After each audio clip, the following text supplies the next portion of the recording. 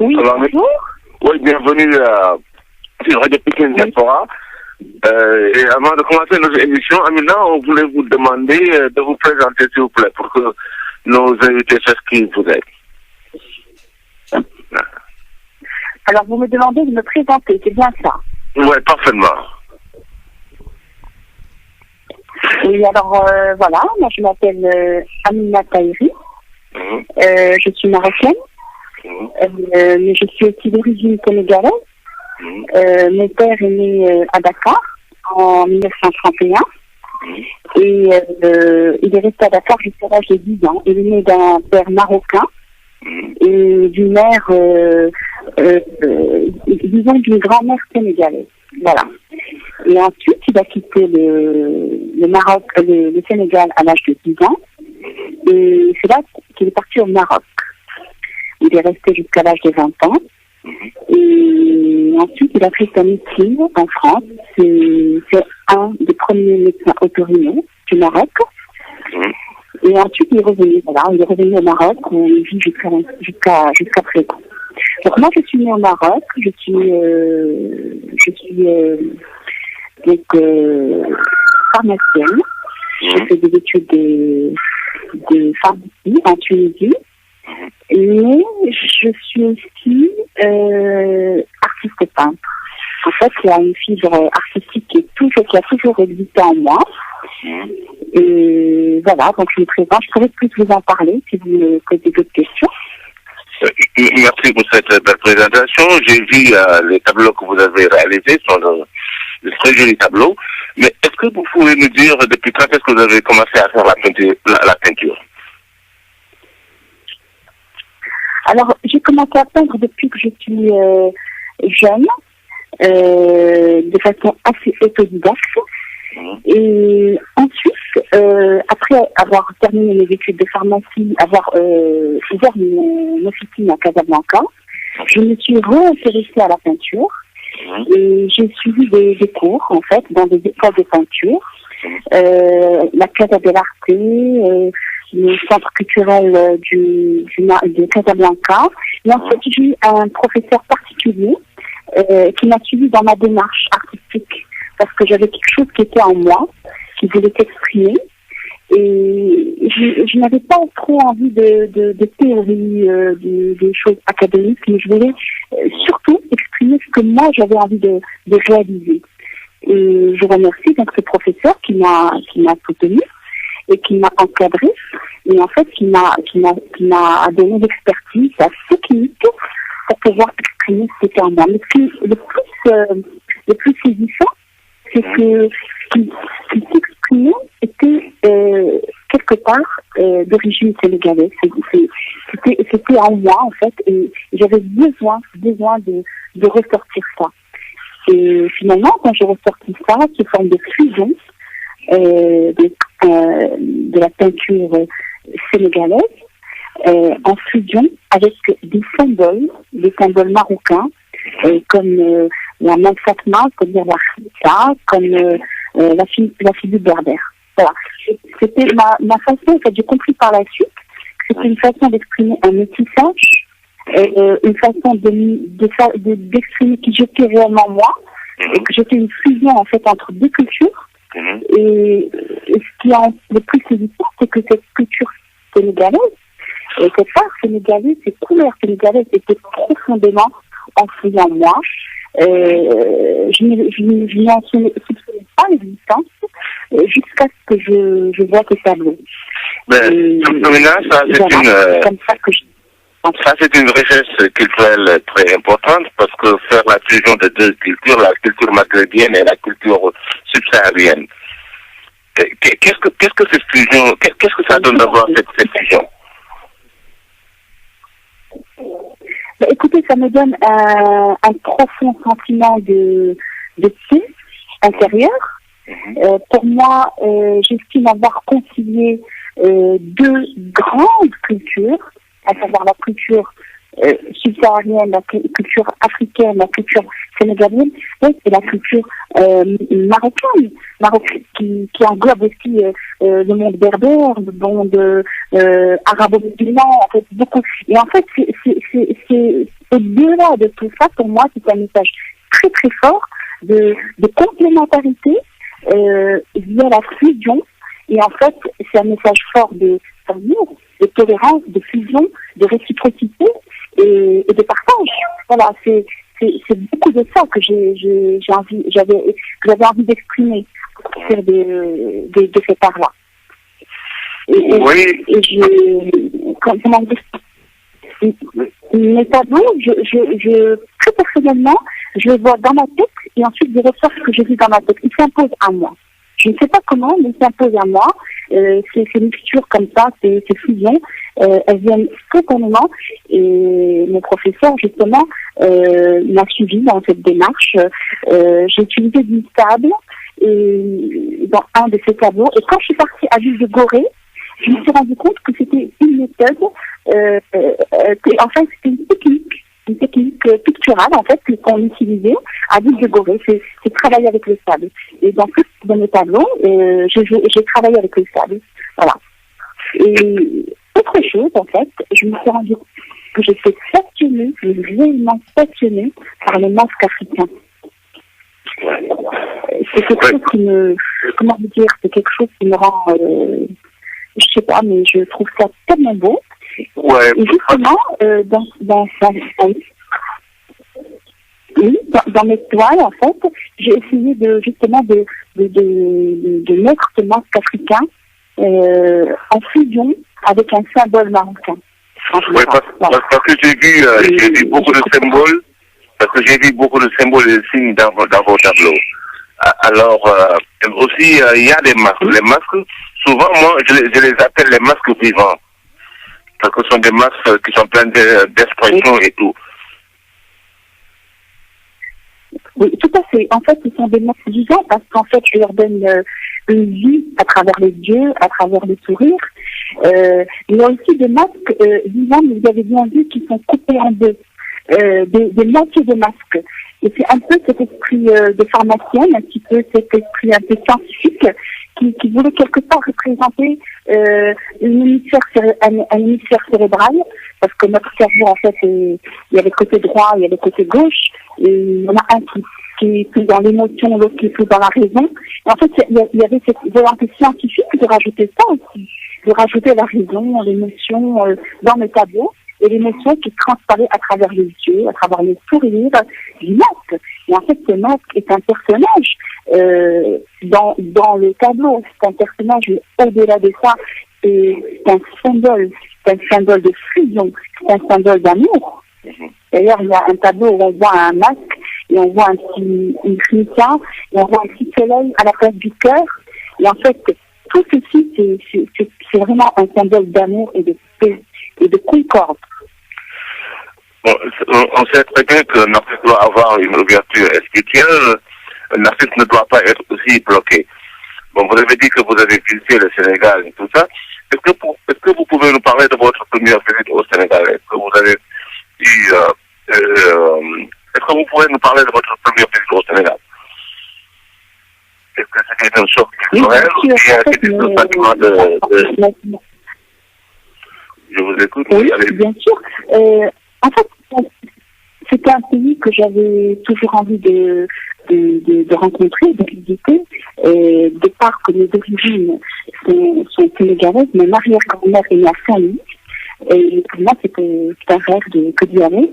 Et ce rêve s'est matérialisé avec M. Zahari Alaoui, qui est ancien ministre, et qui a créé un concept magnifique qui s'appelle Come to My Home. En fait, c'est un concept qui regroupe des artistes, c'est pluridisciplinaire parce qu'en même temps il y a des chanteurs, des écrivains, etc. Et en fait, c'est un concept qui est nomade et qui voyage. Et ce concept s'est trouvé sur mon chemin par hasard un jour à Casablanca.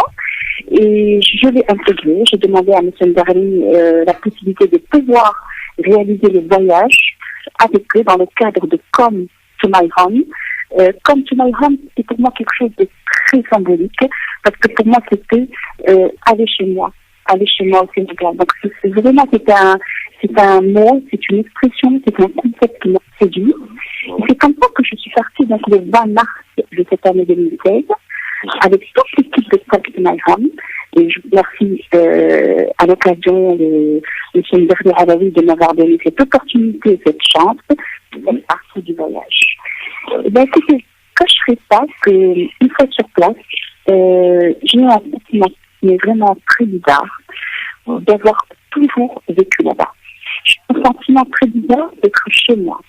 C'était quelque chose de tellement magique que je n'en revenais pas. Et justement, Daouda, c'est une poète que j'ai eu, une poète sénégalaise, Daouda Fall, que j'ai rencontrée à Dakar, a ressenti ça dans les 5 premières minutes après m'avoir rencontrée. Et j'ai pleuré de joie parce que quand je l'ai rencontrée, j'avais l'impression de rencontrer ma famille, de rencontrer, en fait, d'être chez moi, tout simplement. Et lui, bien sûr, a eu cette réciprocité et a eu la gentillesse d'être vraiment à mon écoute et de me dire oui, tu es chez toi. Et ça, c'était le plus beau des cadeaux qu'on ait pu me faire. Et justement, je le remercie, car c'est grâce à lui que je suis avec vous aujourd'hui, en direct sur Radio Diaspora. Oui, on sait que vous avez rencontré des femmes qui est un artiste poète. Est-ce que tu as eu la chance de rencontrer d'autres artistes plasticiens lors de votre visite au Sénégal? Oui, alors j'ai rencontré en fait, déjà je remercie Alassane Cissé, qui est le ministère de la Culture de Dakar, qui lui en fait est à l'origine de ma rencontre avec Daouda Fall. Je l'ai rencontré lors d'un vernissage à la Galerie nationale à Dakar. Et je lui ai parlé de mon histoire, de mes origines, de mes tableaux. Et c'est comme ça que qu'il m'a présenté à Daouda Fall. Et j'ai rencontré aussi un immense artiste sénégalais. Alors, son nom, alors justement, son nom ne revient pas, parce qu'on est parti le voir dans son atelier. C'est Kumba, alors vraiment, c'est son nom, je n'arrive pas à le situer là à l'instant, mais en tout cas, c'est quelqu'un qui a été, qui apparemment est un très grand artiste du Sénégal. Il fait beaucoup de choses aussi dans l'humanitaire. Il a créé aussi une école, un métier, il appelle ça un talib, un métier, où il forme des jeunes aux différents métiers de la peinture. Et c'est quelqu'un qui est reconnu à l'international. Il faut uniquement que on appelle la plume du Sahel. Son nom ne me revient pas à l'instant. C'est pas Kalidou Kassé. J'ai aussi rencontré Kalidou Kassé, voilà. C'est ça. C'est Kalidou Kassé, exactement. C'est tout à fait ça. Quelqu'un d'une générosité extraordinaire, d'une bonté, d'une gentillesse. On l'a visité dans son atelier, il fait de très belles choses, vraiment. Et j'ai été épatée, personnellement, j'ai été épatée par le Sénégal. Pour moi, c'est une galerie d'art à ciel ouvert. Je trouve que l'art est foisonne au Sénégal. Et je me suis complètement retrouvée dans ces tableaux, dans cet art-là. En fait, c'est moi, c'est totalement moi. J'ai vraiment aimé les couleurs, les matières, je trouve ça vraiment très beau, honnêtement. Ouais, parce que le Sénégal est un grand pays culturel. Bon, il y a beaucoup d'événements artistiques qui se déroulent là actuellement. Il y a la Biennale de Dakar et tout ça. Est-ce que vous avez parlé, il y a la Biennale de Dakar. Est-ce que vous envisagez de participer à cette Biennale dans l'avenir? Oui, j'aurais aimé, bien sûr. J'envisage de participer. Je suis en contact avec Alassane.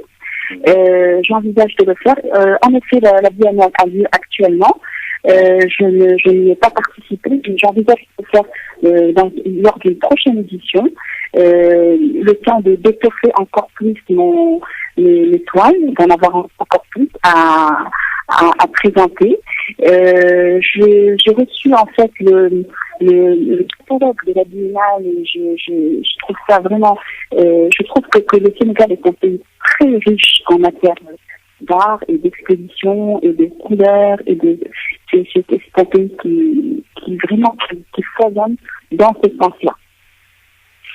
Est-ce que vous avez des projets artistiques avec des artistes sénégalais, par exemple des projets de collaboration ou d'exposition itinérantes?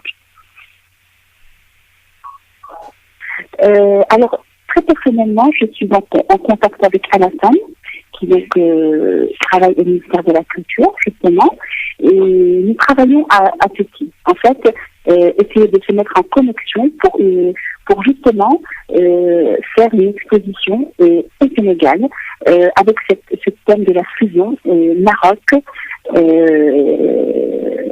art donc subsahárien à travers l'étoile. Je sais qu'aussi le Maroc est un pays d'art parce que vous avez récemment organisé la Biennale de Marrakech. Tout à fait. Il y a eu la Biennale de Marrakech très récemment. Alors, le Maroc, en fait, je trouve que c'est un futur Eldorado de l'art contemporain. Ouais. Et c'est un pays qui promet énormément, en fait, en termes de création contemporaine. Alors, la création contemporaine marocaine, elle est spécifique. Et les artistes marocains ont su toujours tirer profit du fait que ce pays est toujours constitué un carrefour culturel et artistique entre l'Afrique, l'Orient et l'Occident. Et justement, la peinture contemporaine marocaine, qui a pris son essor dans les années 1920, elle s'est réellement affirmée au cours des années 1960, suite à la création de l'école des beaux-arts à Casablanca. Et à partir des années 70, les artistes marocains ont voulu dépasser leurs limites. Et c'est à partir des années 90 que la notion d'art contemporain marocain est apparue réellement. Et grâce à un grand élan de créativité. Et c'est à ce moment-là que notre pays, le Royaume, s'est trouvé face à un tournant décisif et irréversible dans le domaine de la création artistique. Et surtout, il est important de noter que l'art contemporain marocain ne succède pas à l'art moderne par un effet de rupture. Mais surtout, il est bien un héritier de l'hybridité créative des démarches des artistes. Les créateurs marocains, ils ont une référence occidentale qui est universelle et incontournable et qui s'oppose un petit peu à leur riche histoire patrimoniale. Voilà. C'est comme ça que... Oui, mais est-ce qu'il y a des mouvements artistiques au Maroc? Par exemple, au Sénégal, il y a beaucoup de mouvements. Il y a beaucoup de mouvements artistiques au Sénégal. Récemment, les gens parlent beaucoup de c'est-à-dire l'art de la récupération. Est-ce que vous êtes affecté par cette fléau de l'art de la récupération au Maroc? Oui, bien sûr. Nous avons l'art de la récupération, nous avons aussi le street art qui se développe bien à Marrakech. Nous avons un ambassadeur de l'art contemporain qui s'appelle Mounir Faki, qui expose à l'international et qui fait vraiment de l'art contemporain très très très prisé. Oui, nous avons des mouvements artistiques et comme je vous dis, il y a beaucoup de courants parce que notre pays, c'est un pays qui a une culture qui est puissante et qui est diversifiée. Et notre pays est à la fois juif, berbère, romain, musulman, et toute cette créativité, en fait, fait que les artistes créent de nouveaux courants, effectivement. Oui, je pense que c'est ce qui fait la richesse de la culture, de la peinture et de la culture, parce que aussi les artistes marocains bougent beaucoup parce que vous n'êtes pas loin de l'Europe. Oui, tout à fait. La création actuellement contemporaine est très dynamique, et donc qu'elle soit d'origine occidentale ou arabo-marocaine. Mais surtout, ce qu'on remarque actuellement, c'est une forte créativité qui la caractérise. Très très forte créativité. Il y a beaucoup de talents qui ont émergé. Il y a aussi d'anciens de talents qui sont comme Mahid Medine, comme c'est-à-dire qu'il y a des talents qui sont reconnus vraiment à l'international. Et surtout, l'art contemporain marocain, il apporte un nouveau souffle à la création artistique, et ceci a engendré une ouverture de tous les marchés. Et on assiste à la naissance, donc comme je vous ai dit, et à la prolifération d'un nouvel élan culturel qui vient nourrir et qui vient enrichir une tradition artistique qui est un peu essoufflée et qui n'attendait que cette secousse pour se remettre à vivre. Comme avec des artistes comme Chéribia, comme El Glaoui. Et justement, ces artistes ont vu leur cotation qui a été vraiment même traitée sur l'international ces dernières années. Nous voyons aussi l'intérêt de la population. Amina, vous êtes en train de parler de l'art contemporain. Amina, vous êtes en train de parler de l'art contemporain africain, et que je sais que votre travail est une fusion de cultures subsahariennes et maghrébiennes. Comment définissez-vous votre travail? Comment je définis? Vous avez dit comment je définis? Comment tu définis ce que tu fais? Parce que c'est plutôt une fusion de la culture subsaharienne et de la culture maghrébienne. Parce que vous êtes marocaine d'origine sénégalaise. Oui. Est-ce que vous définissez votre travail comme art contemporain africain ou bien art contemporain universel?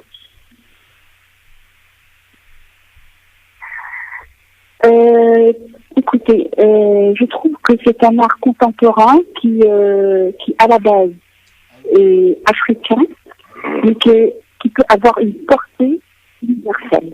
Voilà. À la base, il est africain, parce qu'en fait, c'est un métissage entre ces deux cultures. Et sa portée peut être universelle, parce que le message est un message de paix, est un message de fusion, est un message d'amour, est un message de tolérance. Voilà, c'est comme ça que je le définis. C'est un peu hybride, c'est entre les deux, mais pour moi, c'est ce qui fait la beauté de ça. Voilà. Mais est-ce qu'il y a des sujets spécifiques ou bien est-ce qu'il y a des sujets spécifiques ou bien des messages que vous envoyez dans ce que tu fais? Excusez-moi, il y a un problème de connexion. Alors, je n'ai pas entendu votre question.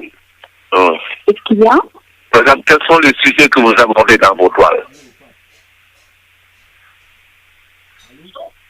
Les sujets que, alors en fait, les sujets, déjà, je travaille avec différents supports, comme je vous l'ai dit. J'ai aussi des supports de la calligraphie arabe. Je ne sais pas si vous avez vu ça. Ouais. J'ai des supports de l'art artisanal marocain avec les village. J'ai des supports des masques africains, de la khmissa, de la mad fatma, de la figure berbère. Donc tous ces supports-là me permettent donc de constituer donc un univers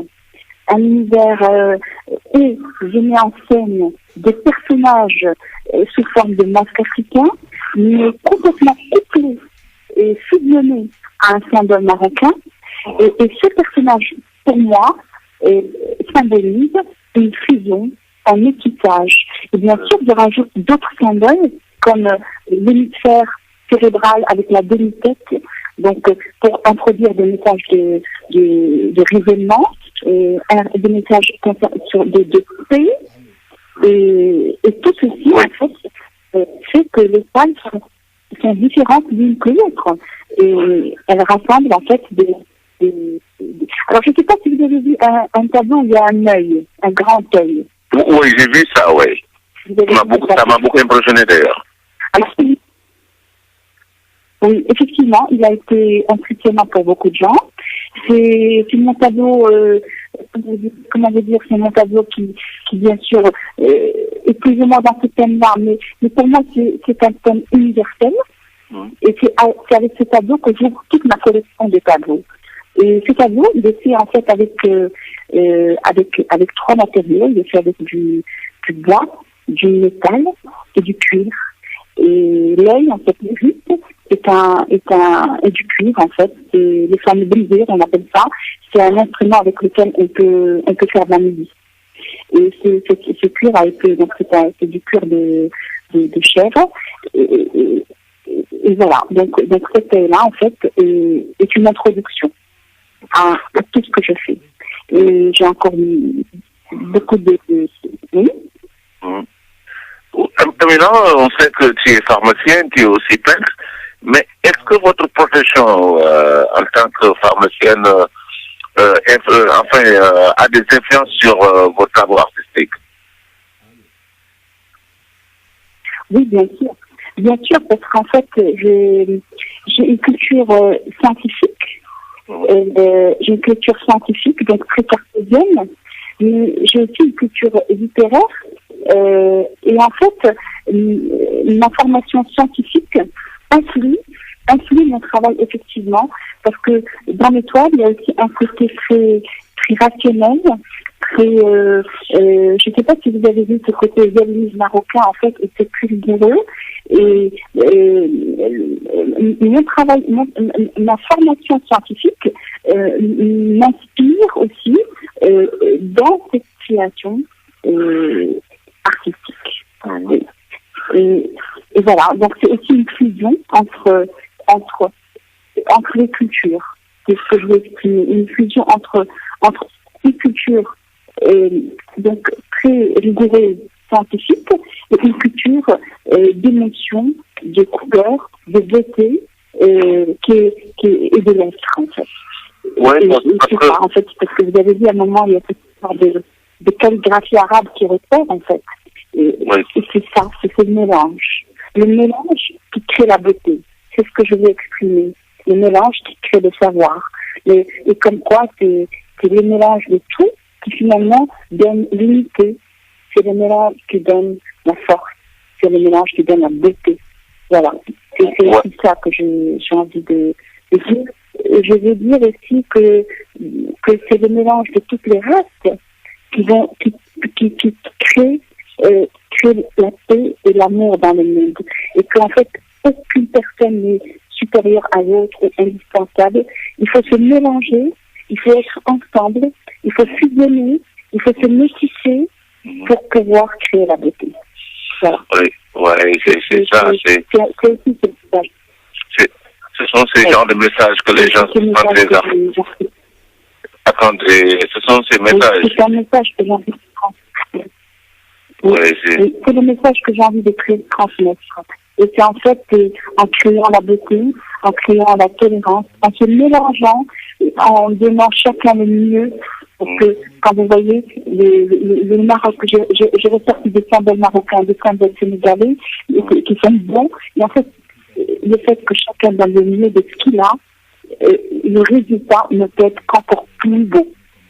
Et qu'en fait, il ne faut pas être en éparpille, être éloigné, être retiré, en fait, pour pouvoir pour être dans la beauté. Et pour moi, la beauté, c'est d'être tous dans un seul cœur, être mélangés tous. Tout le monde doit être mélangé dans un seul cœur. Et c'est ça qui crée la réelle beauté. Et le mieux, en définitive. Oui, un message de paix, Sen. Est-ce que vous êtes Sen, Mamadou?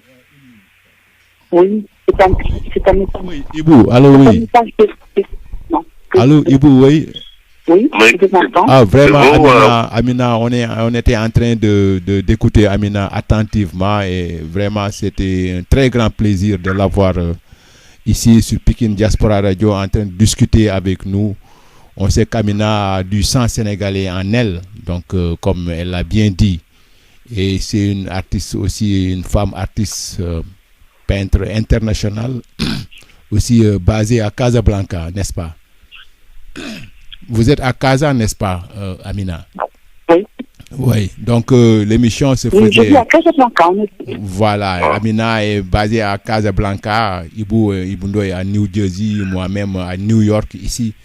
Donc c'est comme ça on a réussi à faire l'émission. Donc Amina fait partie de nous, donc ça va pas être la première fois et la dernière fois c'est la première fois, mais ça va être la dernière fois qu'elle soit ici avec nous. On va la voir encore dans d'autres émissions pour plus d'échanges, puisque vraiment c'est intéressant ce qu'on a entendu d'elle. Et on compte toujours travailler avec elle aussi et faire beaucoup de choses. Donc Ibou, je te redonne l'antenne pour qu'Amina donne son dernier mot. Oui, Amina, nous sommes presque à la fin de l'émission. Est-ce que vous avez des comptes, des links, des liens où les gens peuvent voir tes travaux? Ou bien est-ce que vous y a des galeries ou des choses actuellement au Maroc? Alors écoutez, donc moi j'ai actuellement fait une exposition à Casablanca, à la cathédrale du Sacré-Cœur, dans le cadre d'une exposition collective d'artistes contemporains. Et ça a été la seule exposition que j'ai faite et beaucoup de gens ont aimé mes tableaux. Et maintenant, donc, je suis en train de me préparer à une autre exposition individuelle.